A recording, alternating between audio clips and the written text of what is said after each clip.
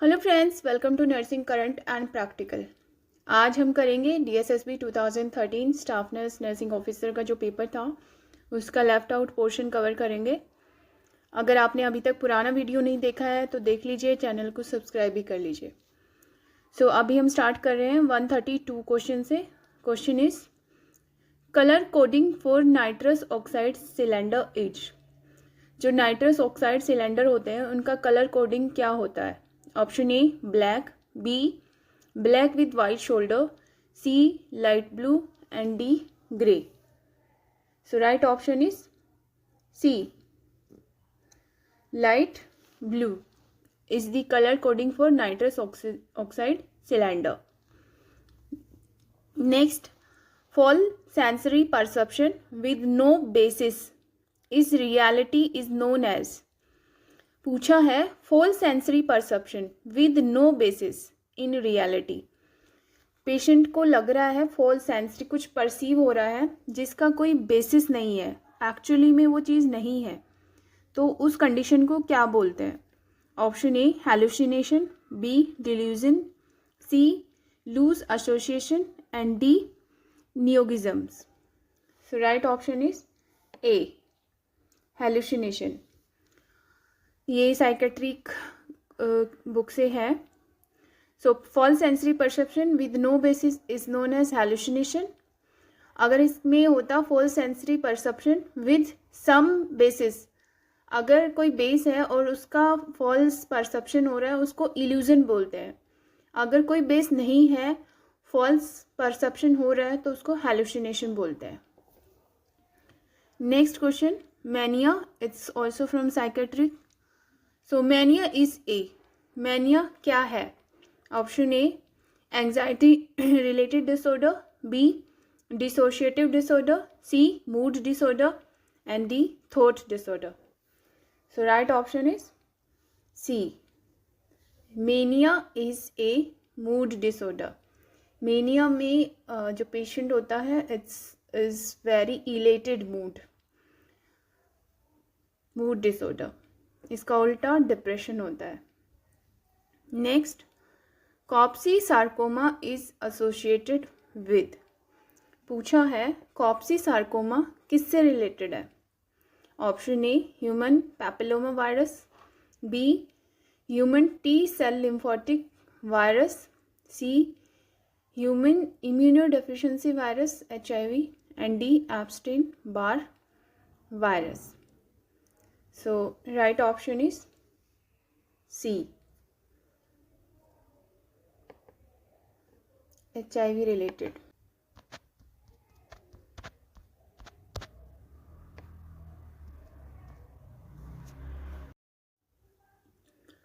Next question, sensitivity and reaction is tested by administering the drug. किसी भी drug का sensitivity या reaction check करने के लिए कौन से रूट से एडमिनिस्टर करते हैं drug? Option A intradermal, B intramuscular, C intravenous, D subcutaneous. So right option is A intradermal. पहले टेस्ट डोज देते हैं, उसके बाद रिएक्शन चेक करते हैं। ज़्यादातर एंटीबायोटिक अगर शुरू करना है तो सबसे पहले AST टेस्ट डोज देना ज़रूरी होता है। Next question, which of the following is used for assessment the pain in children. Children में पेन असेस करने के लिए कौन सा स्केल यूज होता है?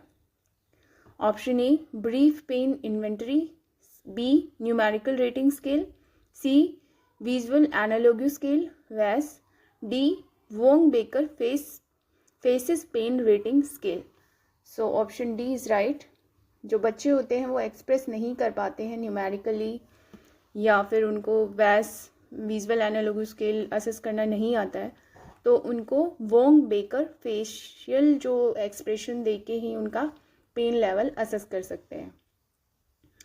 Next question, medication used for nausea and vomiting is known as. Nausea vomiting को ठीक करने के लिए कौन सी मेडिकेशन यूज होती है?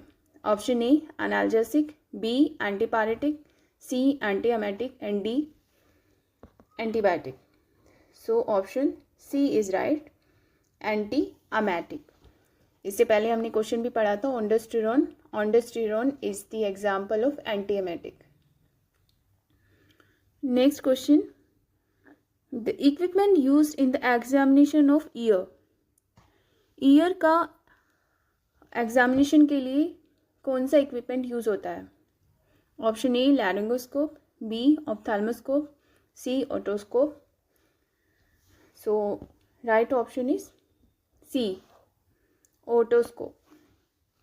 जो ईयर को एग्जामिनेशन करने के लिए इंस्ट्रूमेंट यूज होता है, that is otoscope. Next question, which of the following is a medication of choice for patient with an open contaminated injury and no recent history of tetanus immunisation. किसी person को injury हुआ है, contaminated wound, open contaminated injury हुआ है, और उसका जो tetanus immunisation also not known, पता नहीं है उसको टेटनस लगा था या नहीं लगा था, तो ऐसी कंडीशन में कौन सी वैक्सीन या कौन सा इंजेक्शन देना सेफ है? Option A DPT vaccine, B tetanus toxoid, C tetanus antigen antitoxin, and D tetanus immunoglobulin. So right option is B tetanus toxoid. Toxins जो ओपन वूंड कंटामिनेटेड इंजरी है तो उसका tetanus immunisation also not known, so इस condition में tetanus toxoid देते हैं। आजकल हमारे हॉस्पिटल जो मतलब हॉस्पिटल्स में भी यही प्रैक्टिस में है। Next, a patient who is receiving antibiotic therapy complains of ringing in the ear. This ototoxicity is damage to. Some patient is receiving antibiotic, उसको लग रहा है कि ईयर में रिंगिंग साउंड हो रहा है, so this ringing sound is a sign of ototoxicity. So पूछा है this sign can be related, कौन सी नर्व से रिलेटेड है? Option A 4th cranial nerve, B 8th cranial nerve, C 7th cranial nerve, and D 9th cranial nerve. So right option is B 8th cranial nerve. Vestibulocochlear nerve is related to ear, और अगर ear से related कोई problem है so 8th cranial nerve is going some problem. Next question, which of the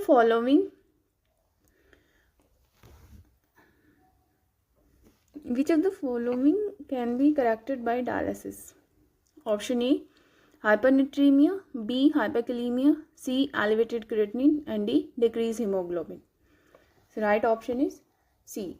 dialysis से क्या treat होता है? Option C is right. Elevated creatinine, अगर किडनी में कोई प्रॉब्लम है, एक्यूट किडनी डिजीज़ है या फिर क्रॉनिक है, तो उसमें क्रिएटिनिन लेवल हमेशा बढ़ा हुआ होता है। क्रिएटिनिन लेवल को ठीक करने के लिए हमेशा डायलिसिस यूज़ होता है if kidney is not working. Next questions,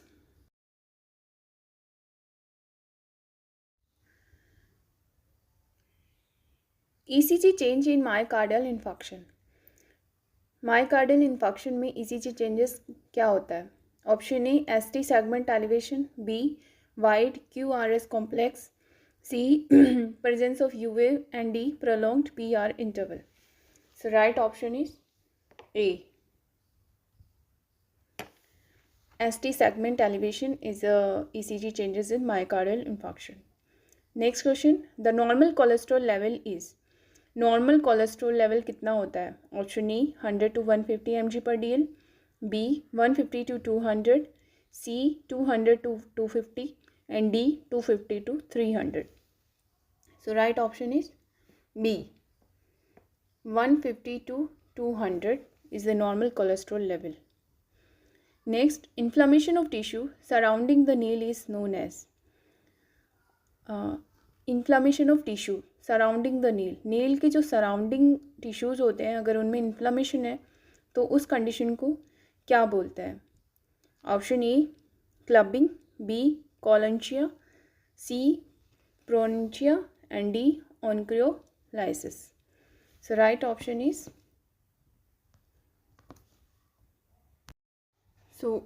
right option is C Bronchia. Bronchia is the inflammation of tissue surrounding the nail.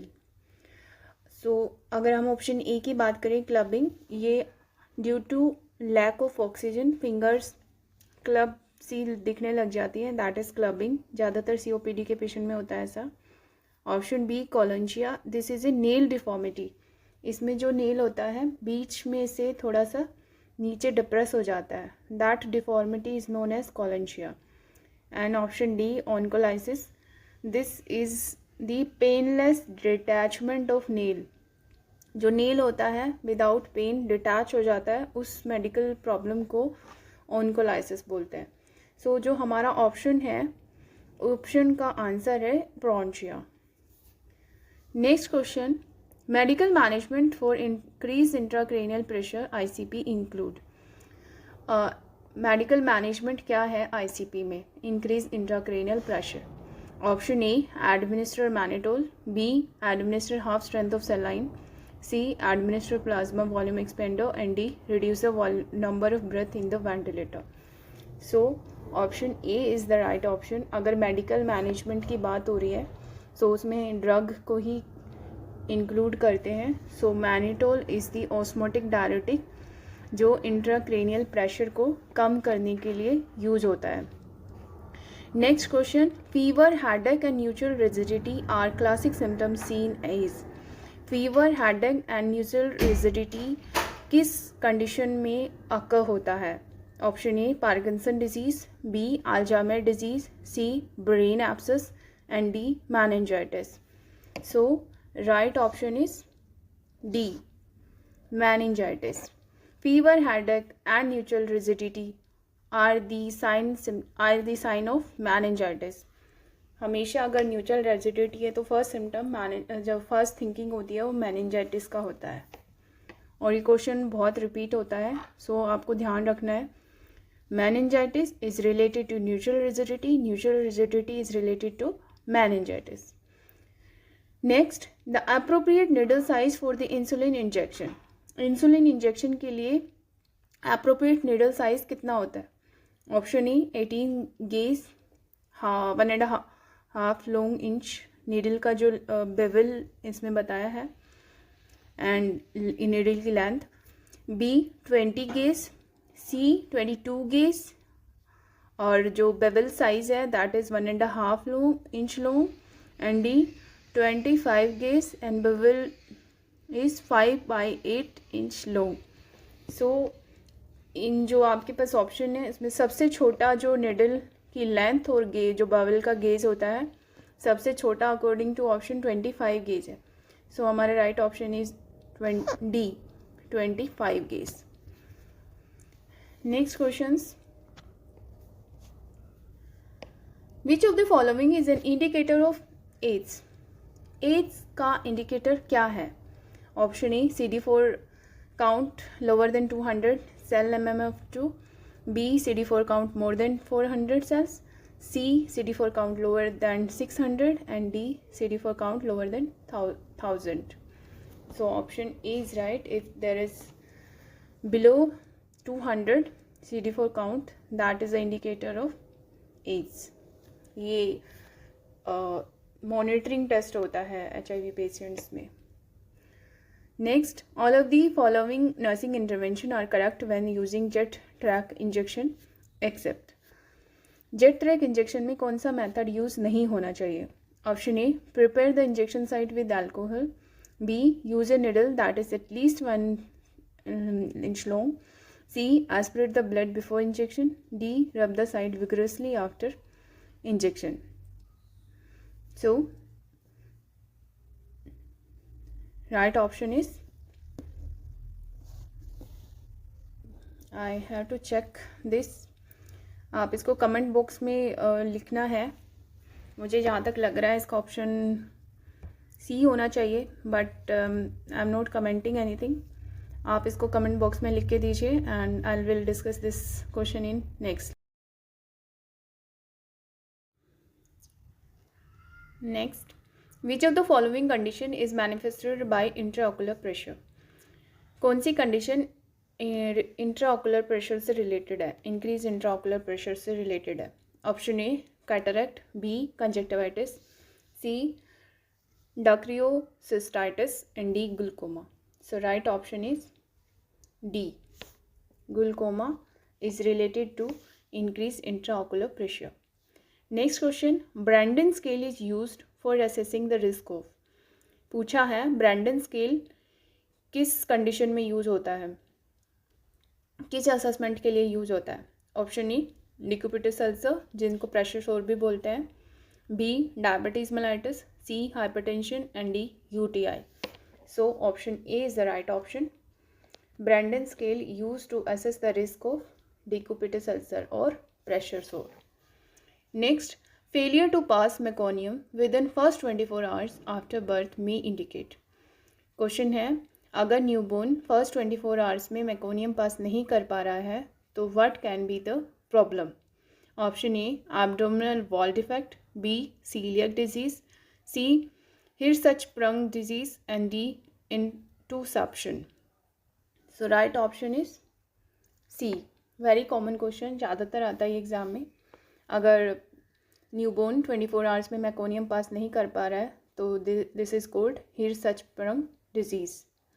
Next, the primary gravida report that her last menstruation period started on January 15 and ended on 20 January. Using Nagli's rule, the EDT will be. इसमें Nagli's rule का use करके आपको EDT बताना है. तो इसमें आपको LMP की डेट दी है. Starting date 15 January and ending date is 20 January. तो उसके अकॉर्डिंग आपको EDT बताना है.